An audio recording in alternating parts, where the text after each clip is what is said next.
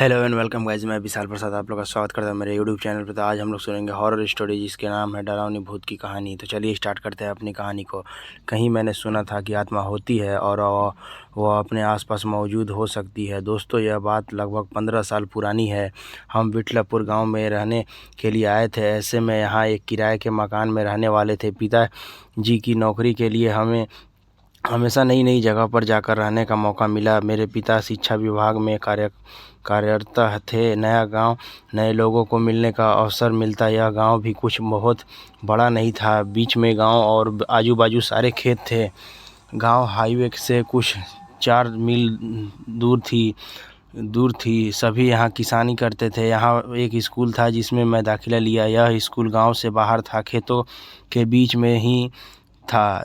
हम जब से इस गांव में रहने आए थे तब से भूतों के बारे में बात हमेशा से ही सुनी है, पर कभी देखा नहीं था। इसलिए हम भी उसको मजाक में सुन लेते थे। अब ठंड चालू हो गई थी। छोटा गांव होने से लोग जल्दी खा के सो जाते थे। कुछ लोग रात को आग जलाकर रखते ताकि घर को गर्म रख सके। वैसे उस वक्त स्मार्टफोन नहीं थे और न ही इंटरनेट था। लोगों के पास टीवी के अलावा कोई दूसरा साधन नहीं था मनोरंजन का। वो अमावस की रात थी। हम भी जल्दी खा के सोने जा रहे थे, तभी बाहर शोर सुनाई दी। लोग खेतों की तरफ भागने लगे। हम भी पीछे गए। तभी हमारा घर मालिक आया और बोला, बाबू, कोई गहरा संकट आने वाला है। पिताजी बोले, क्यों, क्या हुआ है? वहाँ घर मालिक बोला, बाबू, तुम पढ़े लिखे हो, नहीं समझ पाओगे, विश्वास नहीं होगा तुम्हें। तुम वहाँ किसान राम आया। किसान राम घर मालिक के खेतों पे काम करता था। आके बोला, पुजारी ने सपने में कुछ देखा है और सारे गांव का चक्कर लगा रहा है। सारे गांव को मंत्रों से बांध दिया है उसने। मेरी तो नींद उड़ गई है। क्या ऐसे भी कुछ होता है? मतलब मंत्रों से गांव को बांधा जा सकता है? सुनने में भी अजीब लगता है, लेकिन बाहर आकर देखा तो ना मानते हुए भी यकीन करना पड़ा। देखा कि दूर खेतों में से जलती आग जा रही थी। सब लोग डरे हुए थे, न जाने कल क्या होने वाला था। हम सब वापस घर लौट कर तो आ गए, पर मन में एक ही सवाल था कि ऐसा क्या हुआ कि पुजारी को ऐसा करना पड़ा। सुबह सब मंदिर गए तो मैं भी गया। मंदिर के दरवाजे पे देखा कि पुजारी के पास लोग बैठे हैं। पुजारी बार बार पूछे जाने पर एक ही बात कह रहा था, स्कूल स्कूल स्कूल। इसका क्या मतलब है? यही सवाल था सबको। अभी लग रहा था कि पुजारी नहीं बचेगा। डॉक्टर को बुलाने को गया लोग, पर तब तक देर हो चुकी थी। पुजारी नहीं रहा। उसका कोई सगा तो न था, इसलिए कोई उसको देखने नहीं आने वाला था। तो सब ने मिलकर उसका आखिरी संस्कार भी कर दिया। उसका क्रियाक्रम कर के सब वापस घर पहुँचे तो शाम हो चुकी थी। सबको एक ही सवाल खाया जा रहा था कि स्कूल का क्या मतलब है जो पुजारी बोल रहा था। ये जो पुजारी था काफ़ी ज्ञानी था। लोगों की बीमारियां जड़ी बूटी से ठीक करता था। कुछ लोग के भूत भी भगाए थे, ऐसे सुना था। इसलिए पुजारी की बात सब मन पे ले रहे थे। उसने जो किया था गांव के भले के लिए किया था। दिन बीतते गए और पुरानी बातें भूल सब अपने काम में लग गए। गर्मी के दिन थे। शाम को स्कूल में साहब लोगों की पार्टी थी। मेरे पिताजी भी जाने वाले थे। मैं उनके साथ गया था ड्राइवर बन के। हाँ, पिताजी को बाइक चलाना नहीं आती थी, तो कहीं जाना होता तो मुझे साथ ले जाते थे। रात बहुत हो चुकी थी। सब सब खाना खा के वहाँ से निकले। चलते चलते किसी ने पुजारी की बात छेड़ दी। ने उसको हंस के टाल दिया और खाने की तारीफ करते हुए अपने घर की ओर चल दिए।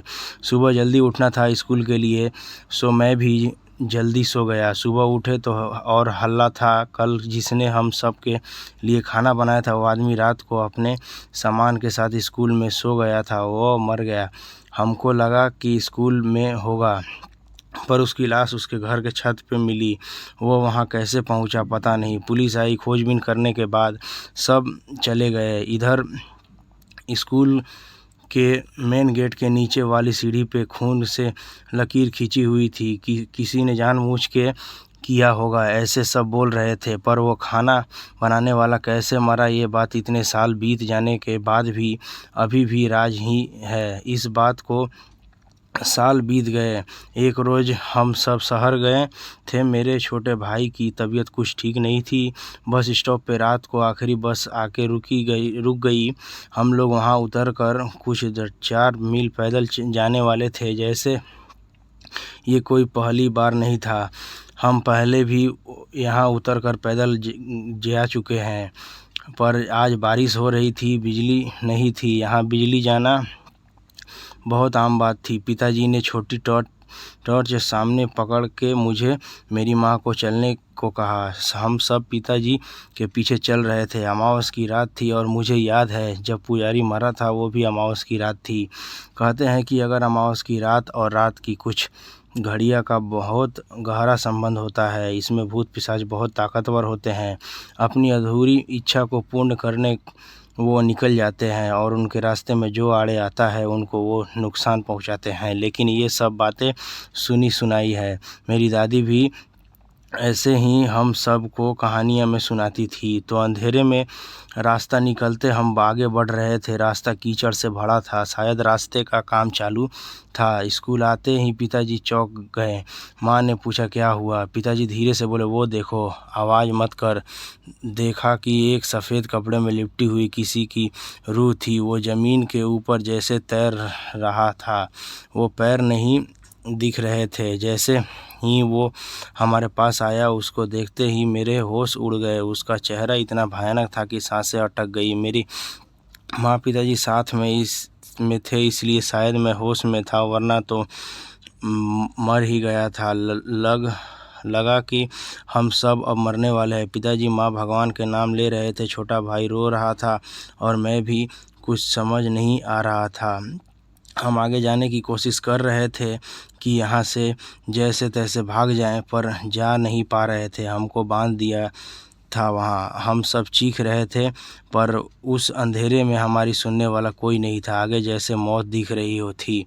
थोड़ी देर में हमारी चीख भी निकलना बंद हो गई। अचानक सब शांत हो गया था और बिजली आ गई। रास्ते की बिजली जल चुकी थी। हम सब की जान में जान आई। शायद भगवान ने हमारी सुन ली थी। वैसे ही वो आत्मा स्कूल की तरफ चली गई। हमने भगवान का शुक्रिया किया और वहाँ से गांव की तरफ चल दिए। गांव में पहुँचते ही सारी हकीकत घर मालिक को बताया। लोग भी जमा हुए थे। शायद हमारी मौत नहीं आई थी, इसलिए हम सब बच गए थे। भूतों के बारे में कोई भी बताए तो सब उन पे हंसते थे, यकीन नहीं करता था कोई। वैसे ही हाल आज हमारा था। हम सबको सब कुछ सही बता रहे थे तो कोई हंस रहा था और कोई हम सबको डरपोक कह के मन ही मन में मुस्कुरा रहे थे। लेकिन जो हमारे साथ हुआ ये हम ही जानते हैं। अगले ही साल मेरे पिताजी का वहाँ से तबादला हुआ।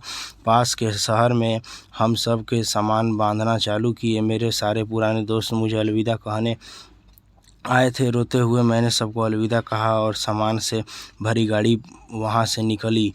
हम सब ने उस स्कूल को आखिरी बार गाड़ी से ही देखा और उस जगह को कभी जहाँ हमारे साथ वो घटना हुई, हम सब ने अपनी आँखों से मौत को करीब से देखा था। वो रात हम जब भी याद करते हैं तो हमारी रोंगटे खड़ी हो जाती है। दी गई कहानी काल्पनिक है। इसका किसी भी जीवित या निर्जीवित वस्तु से कोई संबंध नहीं है। हमारा उद्देश्य अंधविश्वास फैलाना नहीं है। ये केवल मनोरंजन के लिए उद्देश्य से बनाई हुई है। तो दोस्तों ये कहानी हमारी यहीं पर समाप्त होती है। तो आपको ये कहानी कैसी लगी हमें कमेंट करके ज़रूर बताएं। अगर आपको ये कहानी अच्छी लगे तो प्लीज़ लाइक करें, शेयर करें और चैनल को सब्सक्राइब करना बिल्कुल ना भूलें। तो मैं विशाल प्रसाद आप लोग से विदा लेता हूँ। मिलूँगा आपसे एक नई कहानी में। तब तक के लिए खुश रहें, मस्त रहें, अपना परिवार का ख्याल रखें। धन्यवाद। वंदे मातरम।